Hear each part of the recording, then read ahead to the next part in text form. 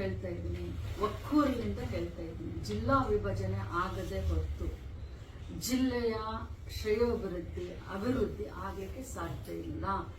ಬೆಳಗಾವಿ ಜಿಲ್ಲೆಯನ್ನ 2 ಮಾಡಬಹುದು, 3 ಮಾಡಬಹುದು. ಜಿಲ್ಲಾ ವಿಭಜನೆ ಆದಾಗ್ಲೇನೆ ಬೆಳಗಾವಿಯನ್ನ ಸುಧಾರಿಸಲಿಕ್ಕೆ ನಮಗೆ ಸಾಧ್ಯ ಆಗುತ್ತೆ. ನನ್ನ ಕೂಗಾದೆ ಮುಂದಿನ ದಿನ ಅಂತಂದ್ರೆ ಈ ಒಂದು ದಸರಾ ಮುಗಿದ ತಕ್ಷಣ ನಮ್ಮ ಜಿಲ್ಲೆಯ ಎಲ್ಲ ಒಂದು ಶಾಸಕರ ಒಂದು ಮೀಟಿಂಗ್ ಅನ್ನ ಜಿಲ್ಲಾ ಉಸ್ತುವಾರಿ ಸಚಿವರ ಜೊತೆ ಚರ್ಚೆ ಮಾಡಿ ಕರಿತೀನಿ. ಒಂದು ಪತ್ರದ ಒಂದು ಮುಖಾಂತರ ಮಾನ್ಯ ಮುಖ್ಯಮಂತ್ರಿಗಳಿಗೆ ಮತ್ತು ಕಂದಾಯ ಸಚಿವರಾದಂತಹ ಕೃಷ್ಣ ಬೈರೇಗೌಡ ಅವರಿಗೆ 18 ಶಾಸಕರು ಪಕ್ಷಾತೀತವಾಗಿ 18 ಶಾಸಕರ ಪತ್ರಗಳನ್ನ ಕೊಡುವುದರ ಮೂಲಕ ಜಿಲ್ಲಾ ವಿಭಜನೆಗೆ ನಾವು ಒಂದು ಹೆಜ್ಜೆಯನ್ನ ಮುಂದಿಡ್ತೀವಿ. ನೋಡಿ, ನಾನು ಅದಾಗಬೇಕು ಇದಾಗಬೇಕು ಅಂತ ಹೋಗೋದಿಲ್ಲ. ಯಾಕಂದ್ರೆ ಕೂಸು ಹುಟ್ಟೋದಕ್ಕಿಂತ ಮುಂಚೆ ಕುಲಾಯಿ ಹೊಲಿಸಿದ್ರು. ನಮ್ಮ ಜಿಲ್ಲೆಯ ಅಭಿವೃದ್ಧಿ ಆಗಬೇಕು ಅಂತಂದ್ರೆ ಜಿಲ್ಲಾ ವಿಭಜನೆ ಆಗಬೇಕು, ಅದಷ್ಟೇ ನನ್ನ ಉಸ್ತುವಾರಿ ಸಚಿವರು ಹೇಳಿದ್ರು. ಹಿಂದೆ ಜೆ.ಎಸ್. ಪಟೇಲ್ ಅವರಲ್ಲಿ ಏನು ಘೋಷಣೆ ಆಗಿತ್ತು ಚಿಕ್ಕೋಡಿ ಮತ್ತು ಗೋಕಾಕ್, ಅದನ್ನೇ ಯಥಾಸ್ಥಿತಿಯಾಗಿ ಅದೇ ಜಾರಿಗೊಳಿಸೋಣ ಅಂತ ಹೇಳಿದ್ರು. ಈಗ ಅದನ್ನ ಅವರ ಜೊತೆ ನಾನು ಚರ್ಚೆ ಈಗ ಅಥಣಿ ಮತ್ತು ಬೈಲಹೊಂಗಲ ಕೂಡ ಜಿಲ್ಲೆ ಮಾಡಬೇಕು ಅಂತ ಕೂಗೋದು. ಅಥಣಿ ಜನ ಅದ್ರ ಬಗ್ಗೆ ನನಗೆ ಕಲ್ಪನೆ ಇಲ್ಲ. ನಂದು ಒಂದೇ ಒಂದು ವಾದ, ಜಿಲ್ಲೆ ಬಹಳ ದೊಡ್ಡದಾಗಿದೆ.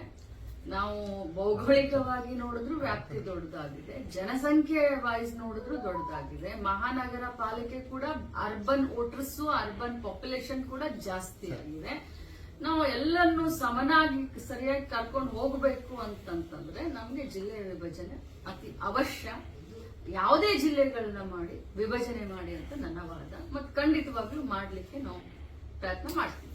ಮೈಸೂರು ದಸರಾ ಐತಿಹಾಸಿಕ ಸ್ವಲ್ಪ ಸ್ನೇಹಮೇ ಕೃಷ್ಣ ಅವ್ರದ್ದಾಗ್ಲಿ, ಅಬ್ರಾಹಿಂ ಅವ್ರದ್ದಾಗ್ಲಿ, ಅವರ ಹಿನ್ನೆಲೆ ಏನು ಅನ್ನೋದನ್ನ ಸ್ವಲ್ಪ ತಾವೆಲ್ಲರೂ ತಿಳ್ಕೊಳ್ಳಿ. ಒಂದು ಮಾತನ್ನ ನಾನು ಪದೇ ಹೇಳ್ತಾ ಇದ್ದೀನಿ, ರಾಜಕೀಯ ದುರುದ್ದೇಶದಿಂದ ಇಂಥ ಒಂದು ಪರಿಸ್ಥಿತಿ ಇವತ್ತು ರಾಜ್ಯದ ಪಾಲಿಗೆ ಬಂದೊದಗಿದೆ. ಇದು ನಮಗೆ ಬೇಕಾಗಿರಲಿಲ್ಲ. ಮಾನ್ಯ ಮುಖ್ಯಮಂತ್ರಿಗಳಿಗೆ ಪರಿಕಲ್ಪನೆ ಇದೆ, ಅವರು ಏನ್ ಮಾಡ್ತಾ ಇದ್ದಾರೆ. ಸೊ ಇಷ್ಟು ಹೇಳಲಿಕ್ಕೆ ಯತ್ನಾಳನ್ನ ನಾವು ಅಜೆಂಡಾ ಏನು, ನಾವಿವತ್ತು ಬಸವಣ್ಣನ ತತ್ವವನ್ನು ಒಪ್ತೀವಿ. ಬಹುಶಃ ಯತ್ನಾಳಣ್ಣನವರು ಬಸವಣ್ಣನ ತತ್ವವನ್ನು ಒಪ್ತಾರೆ. ಸರ್ವಧರ್ಮ ಸಮಬಾಳು ಸಮಪಾಲು ಅನ್ನೋದು ಬಸವಣ್ಣನವರ ಇದು. ಜಾತಿಯ ವಿರುದ್ಧವಾಗಿ ಹೋರಾಟ ಮಾಡೋದಂಥವ್ರು. ನನಗೆ ಒಮ್ಮೊಮ್ಮೆ ವಿಚಿತ್ರ ಅನಿಸುತ್ತೆ, ಯತ್ನಾಳಣ್ಣನವರು ಬಸವಣ್ಣ ಅನ್ಕೊಂಡು ಒಂದು ಕೋಮಿನವರ ವಿರುದ್ಧ ಇಷ್ಟೊಂದು ದ್ವೇಷವನ್ನ ಕಾರ್ತಾ ಇದ್ದಾರಲ್ಲ, ಯಾಕೆ? ಲಕ್ಷ್ಮೀ ಹೆಬ್ಬಾಳ್ಕರ್ 2,000 ರೂಪಾಯಿ ಒಂದು ಕಮ್ಯುನಿಟಿಗೆ ಹೋಗೋದಿಲ್ಲ. ಈ ರಾಜ್ಯದ 1,22,00,000 ಬಡವರ ಕುಟುಂಬಕ್ಕೆ ಹೋಗ್ತಾ ಇದೆ, ಒಂದು ಕೋಮಿಗೆ ಹೋಗೋದಿಲ್ಲ. ಹಿರಿಯರಿದ್ದಾರೆ ಯತ್ನಾಳಣ್ಣನವರು, ಅವರು ತಮ್ಮನ್ನ ತಾವು ತಿದ್ದುಕೋಬೇಕು. ಇಲ್ಲ ಅಂತಂದ್ರೆ ಮುಂದಿನ ದಿನದಲ್ಲಿ ರಾಜಕಾರಣದಲ್ಲಿ ಅವರಿಗೆ ಭವಿಷ್ಯ ಇಲ್ಲ ಅಂತ ಹೇಳ್ತಾರೆ. ಜಿಲ್ಲಾ ವಿಭಜನೆ ಬಂಗಾರ ಕೊಡ್ತೀನಿ ಅನ್ನುವಂತ ಮೊದಲು ಪಂಚಮಸಾಲಿಗರಿಗೆ, ಸ್ವಾಭಿಮಾನಿ ಪಂಚಮಸಾಲಿ ಜನಾಂಗಕ್ಕೆ ಮೊದಲು ಅವರು ಋಣವನ್ನ ತೀರಿಸಬೇಕಾಗಿದೆ. ಅವ್ರು ಮೊದಲು ನಮಗೆ, ನಮ್ಮ ಜನಾಂಗಕ್ಕೆ ಒಳ್ಳೇದನ್ನ ಮಾಡಿದ್ದಾರೆ ಅನ್ನೋದನ್ನ ಅವ್ರು ಮೊದಲು ಚಿಂತನೆ ಮಾಡಿದ್ದಾರೆ.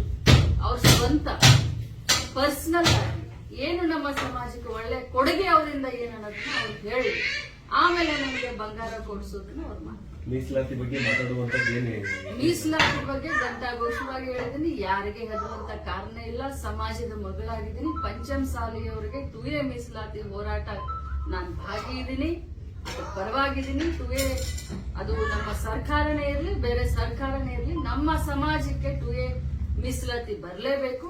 ಅದ್ರ ಪರವಾಗಿದ್ದೀನಿ, ಬದ್ಧವಾಗಿದ್ದೀನಿ. ಅದಕ್ಕೆ ಏನೆಲ್ಲ ಬೇಕು ಅದನ್ನ ನಾನು ಮಾಡ್ತಾ ಇದ್ದೀನಿ. ನಿರಾಣಿಯವರಿಗೆ ವಿಚಾರ ಮಾಡುವಂತ, ಕಾಳಜಿ ಮಾಡುವಂತ ಸಮಯ ಒಂದಿತ್ತು. ಆ ತಮ್ಮ ಸಮಯದಲ್ಲಿ ಏನೂ ಮಾಡಲಿಲ್ಲ.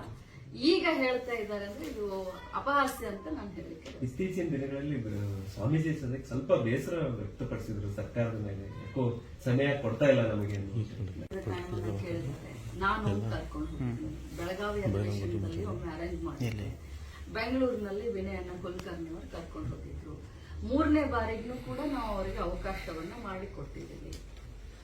ಅವ್ರು ಯಾಕೆ ಈ ರೀತಿ ಮಾತನಾಡಿದ್ರು ನಾನು ಅವ್ರ ಹತ್ರ ಮಾತಾಡ್ತೀನಿ. ನಮ್ಮ MLAಗಳು ಯಾರು ಕೂಡ ಧ್ವನಿ ಎತ್ತಾ ಇಲ್ಲ ಅನ್ನುವಂಥದ್ದು ಕೂಡ ಹೇಳ್ತಾರೆ. ಖಂಡಿತ ಇಲ್ಲ. ನಮ್ಗೆ ಕಾಳಜಿ ಇದೆ. ಎಲ್ಲರೂ ಸಮಾಜದ ಪರವಾಗಿ ಸಮಾಜದ ಚಿಂತನೆಯಿಂದ ನಾವಿರ್ತೀವಿ. ಆದ್ರೆ ನಮ್ಮ 2A ಮೀಸಲಾತಿಯಿಂದ ಪಂಚಮಸಾಲಿಗಳಿಂದ ಬೇರೆ ಸಮಾಜಕ್ಕೆ ಯಾರಿಗೂ ತೊಂದರೆ ಆಗೋದಿಲ್ಲ. ಅಂತವ್ರಿಗೆ ಅವ್ರಿಗೂ ಕೂಡ ಕೊಡಿ, ಅವರ ಹಕ್ಕನ್ನ ಅವ್ರಿಗೂ ಕೊಡಿ, ನಮಗೂ ಕೊಡಿ ಅಂತ ನಮ್ಮ ಹೋರಾಟದ ಒಂದು ಉದ್ದೇಶ. ಹೊರತಾಗಿ ಬೇರೆಯವರ ಕೈ ತುತ್ತನ್ನ ತೆಗೆದುಕೊಂಡು ತಿನ್ನುವಂತ ಜಾಯಮಾನ ಪಂಚಮಸಾಲಿಗರಿಗಿಲ್ಲ. ಅವ್ರಿಗೂ ನ್ಯಾಯ ಕೊಡಿ, ನಮಗೂ ನ್ಯಾಯ ಕೊಡಿ. ನಿನ್ನೆ ಯತ್ನಾಳ್ ಅವರು ಬೈಲಹೊಂಗದಲ್ಲಿ ಮಾತಾಡ್ತಾರೆ.